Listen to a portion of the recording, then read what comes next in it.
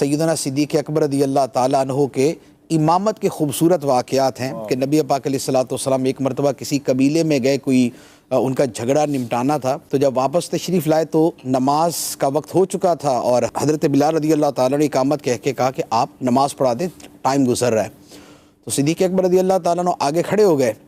اب دوران نماز جب نبی پاک علیہ الصلوۃ والسلام تشریف لائے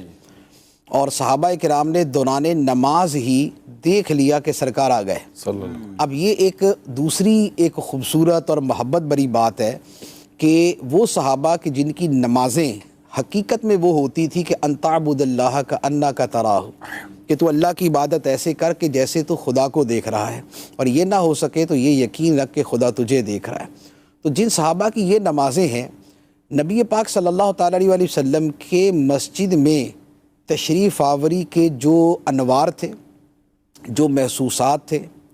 اور جو آقا کریم علیہ الصلوۃ والسلام کی خوشبو مبارک تھی، تو صحابہ کرام نے جو فیل کیا تو انہوں نے صدیق اکبر رضی اللہ تعالیٰ عنہ کو متوجہ کرنے کے لیے جو ہے وہ الٹے ہاتھ پہ تالی بجانا شروع کر دی۔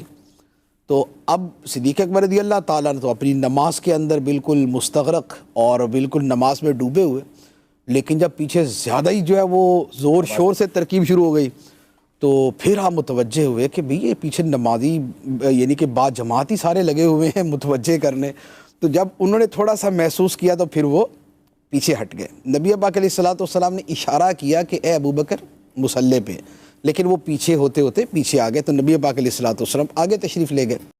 نماز کے بعد سرکار علیہ الصلوۃ والسلام نے فرمایا کہ اے ابوبکر میں نے تو کہا تھا کہ مصلی پہ کھڑے رہو،